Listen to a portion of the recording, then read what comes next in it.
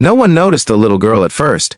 She was small, barefoot, and wrapped in a torn gray sweater that swallowed her thin frame as she stood near the hospital entrance, her fingers numb from the cold. People passed her every second. Doctors rushing in white coats, families clutching paperwork, security guards scanning faces. But the world seemed to slide right past her existence. What no one knew was that within the next few minutes, a single, fragile touch from this homeless child would change one family's life forever and awaken something long thought lost. If you believe in kindness, second chances, and the quiet miracles that happen when humanity meets suffering, take a moment right now to like this video, comment your thoughts, share it with someone who needs hope, and subscribe to the channel. Your support keeps stories like this alive. Inside the hospital, time felt frozen for Daniel and Rebecca Moore.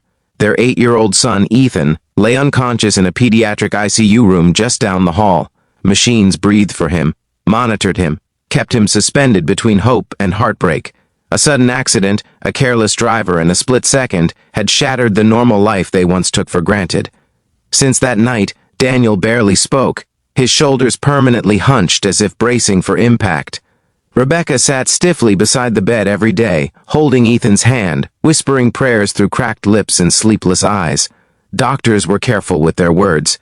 They used phrases like severe neurological trauma, uncertain recovery, and time will tell. But behind the clinical language was a heavy truth neither parent could escape. Their son might never wake up. Outside, the little girl lingered by the glass doors. Her name was Lily, though no one asked and no one knew. She had learned early that names didn't matter much when you belonged nowhere. Nights were spent under bridges or abandoned stairwells, days wandering streets with a stomach that constantly ached. Hospitals were one of the few places she drifted toward. Not because she was sick, but because hospitals were warm, and people there looked like they might care. That afternoon, Lily watched families go in and out, some crying, some laughing with relief. She pressed her small palm against the cold glass, peering inside. Her reflection stared back at her, dirt-smudged cheeks, tired eyes far older than her years. She didn't know why, but something pulled her toward the building stronger than hunger or fear. A nurse exiting the hospital nearly collided with her. Startled, the nurse paused, eyes softening as she took in the child's appearance.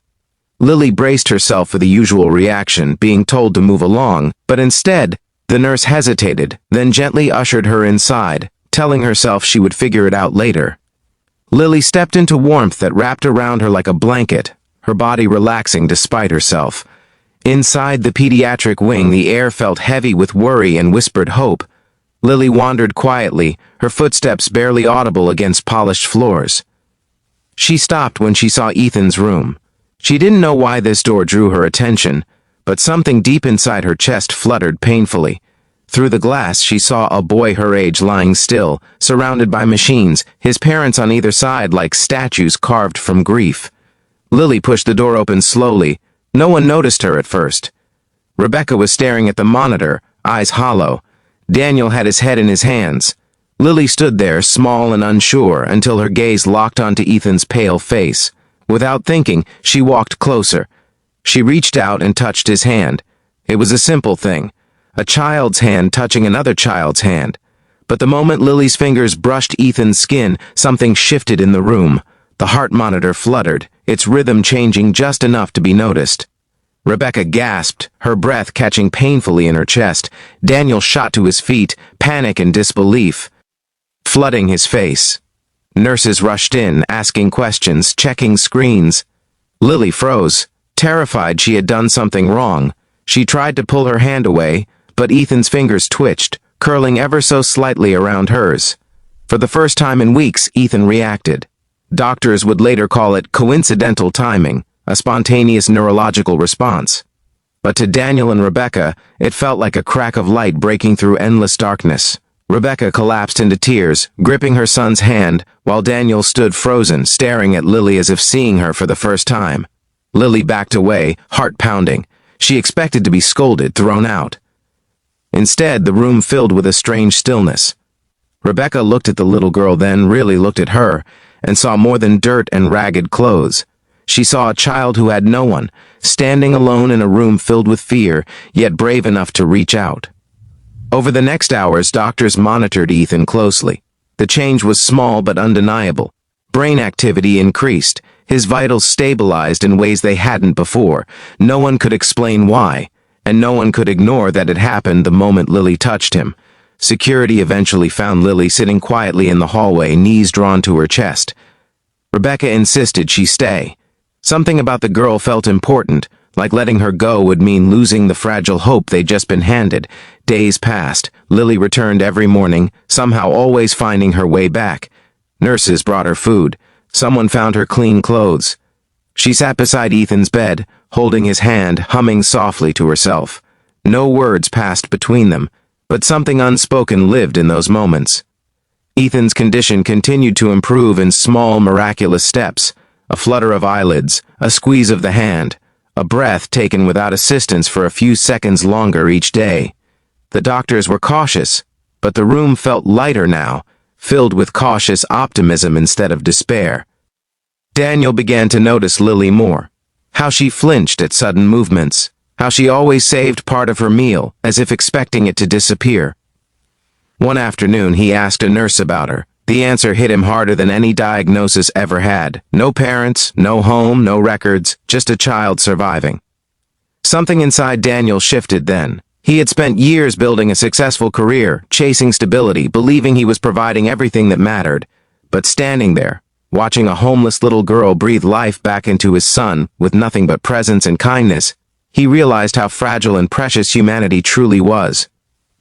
Weeks later, Ethan opened his eyes. It happened early in the morning, sunlight filtering through the blinds. Lily was holding his hand, tracing small circles on his palm. His eyelids fluttered, then slowly lifted. Rebecca screamed, a sound half joy, half disbelief. Nurses rushed in, tears openly streaming down faces that had grown attached to this family. Ethan's gaze was unfocused at first, but then it settled on Lily. His fingers tightened around hers, stronger this time. Doctors called it an extraordinary recovery. No explanation, no guarantees, just gratitude. As Ethan began rehabilitation, Lily remained by his side. She helped him learn to walk again, celebrated every small victory.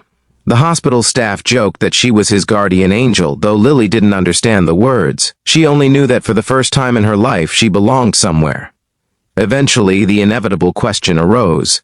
Where would Lily go when Ethan went home? Rebecca couldn't sleep the night before Ethan's discharge. She sat at his bedside, watching Lily curled up in a chair, clutching a blanket. The thought of sending her back to the streets felt unbearable, almost cruel. This child had given them their son back. But more than that, she had given them perspective, humility, and love in its purest form. The process wasn't easy. Paperwork, interviews, waiting. But Daniel and Rebecca were relentless. Weeks turned into months, and Lily moved into their home first as a foster child, then something more permanent. The house filled with laughter that felt earned, hard-won through pain and gratitude. Ethan continued to heal. Lily started school. Slowly, the scars of the past softened, replaced by routines, bedtime stories, and family dinners. The miracle wasn't just Ethan waking up. It was a family rebuilt in an unexpected way.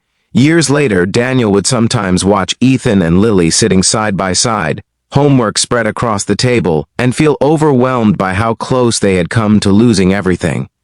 He never forgot the image of a barefoot girl at the hospital door, invisible to the world, yet powerful enough to change their fate. If this story touched your heart even a little, please take a moment now to like this video, share it with someone who needs hope, and subscribe to the channel.